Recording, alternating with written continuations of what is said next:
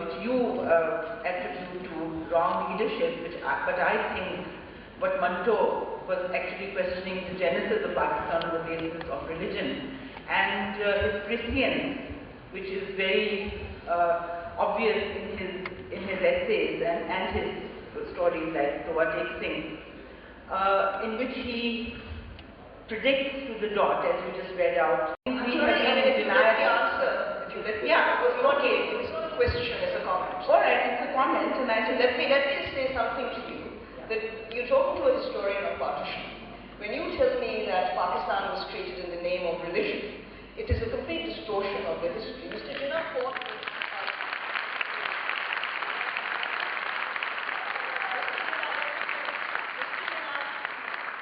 for Pakistan is a political struggle. And if you think, it is true that in the aftermath of Pakistan, those elements who had most opposed Pakistan, because it was not deemed to be sufficiently religious, used the card to demand religion. And so it is those people that Manto is writing about at that stage.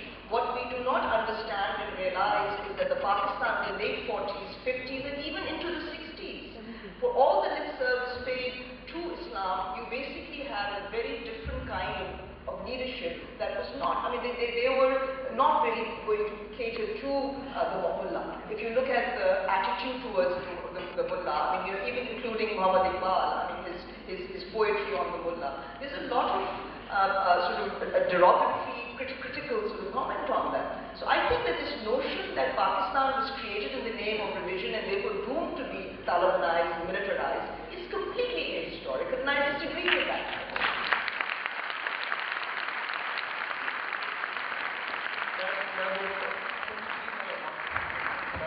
Person there who's had a hand up for quite some time. I think we should have a question, please, before we ask him. Let's have a question. Do we have a mic? Hi.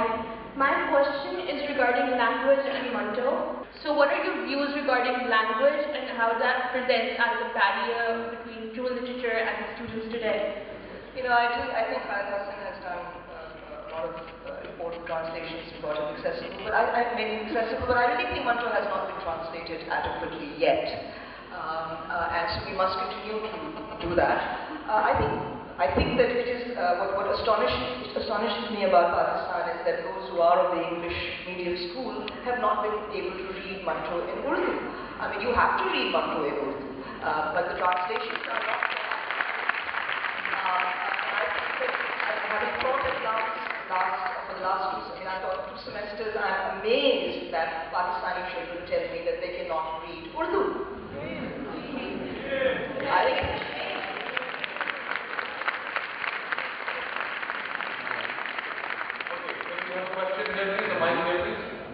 Thank you. Thank you, Ayesha, for a wonderful talk. My question is slightly different to some of the ones that have been asked. I may be upsetting many members of the audience, but I'd like you to comment on the lack of tolerance that is shown by progressives, not just in Pakistan, but many other countries as well. I can think of a parallel to what happened with Manto in the case of Albert Camus, who was the darling of progressives and then was vilified and ostracized by them, thrown out of the progressive group when he turned humanist, about the same time that was happening to Manto. As a historian, would you like to comment on this aspect of the progressives? Why did they become so intolerant? Well, I think it's politics. I mean, it's political. I mean, the progressives in this context were all left-leaning progressives who used to take their sort of orders, if I may put it, from the Kremlin, as Manto writes about. That, you know, he says, doesn't Pakistan have a single intellectual? Why do you have to take orders from them? So I think it was the Cold War. It was a particular ambiance at that stage. And Manto, of course, riled against both the two superpowers. I mean, so the Soviets as well as America. And so he felt that this attempt by the progressives to try and project the Kremlin's line was doing injustice to Pakistan.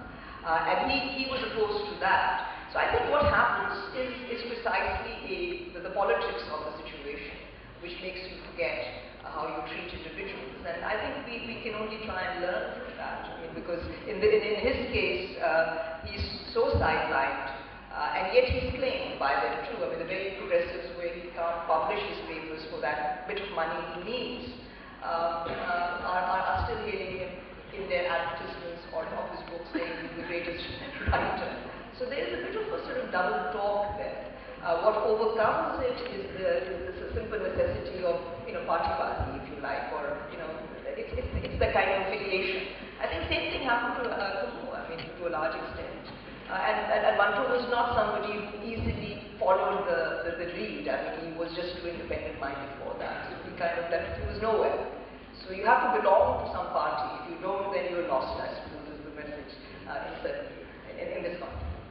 Do we have time for another question? Yes, we have 10 minutes. Okay. Questions? There's hands up over there. It is established in different parts of the world that Dr. Ayesha is the greatest short story writer of the world. So we all know about the history of French language, how old it is. And we know the history of Urdu language is approximately 80 to 90 years old. So can we, or what? 90 years old? So can certainly longer than that. Certainly, maybe 150 years, 100 to 150 years, not longer than that.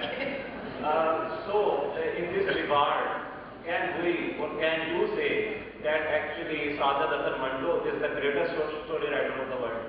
No, I've made no such claim. I think Jalal Hasan Manto is the best Urdu short story writer in the 20th century. I mean, I'm not interested in a Guinness Book of Records and things of that sort. I think Guy Maupassant wrote about a different context. Manto is the best, I think, on partition and certain aspects of gender relations in South Asia. So I don't think that you have to sort of get the best of what. I mean, I think this whole ratings business and ranking business, and it's just not on. I mean, everything has to be seen in a particular.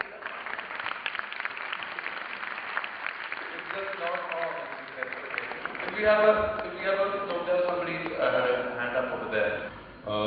One small comment. I really don't understand that we are discussing one of the best short story writers of Urdu. Why we are doing it in English? I mean, because I don't think there is anybody hardly in the hall whose native language is English. So we can discuss Manto in Urdu, and if any other language we can choose, that could be Punjabi. There is no need to be so insular. I have written a book in English in order to present Saadat Hasan Manto to the international community, including the Pakistani community, of course. There's no reason why we have to be, we are living in an age of globalization.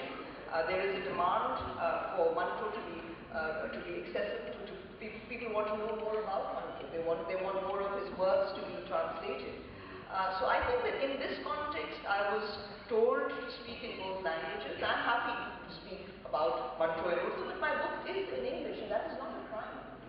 No, not at all. Not at all. It's not a crime. And I just want to point out that we have in fact spoken in Urdu. The part that she read out was from Urdu, and also this is a festival which has people from India, people from Sri Lanka, people from other parts of the world. It would in fact seem chauvinistic to conduct this session entirely and only in Urdu.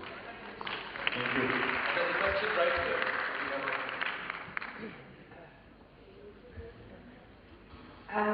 Ms. Jalal, thank you for a wonderful talk. I just wanted to ask you that it's a very disturbing statement that you said that Pakistan was not founded on a religious ideology. Then what was it founded on? Why the genocide? Why the breakup of civilization? Being a Kashmiri, I want to know why.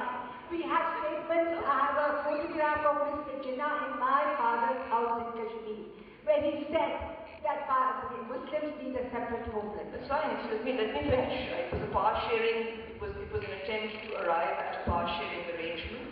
Partition resulted in dividing the Muslims, for whom he was, according to you, creating a Muslim homeland into, to begin with,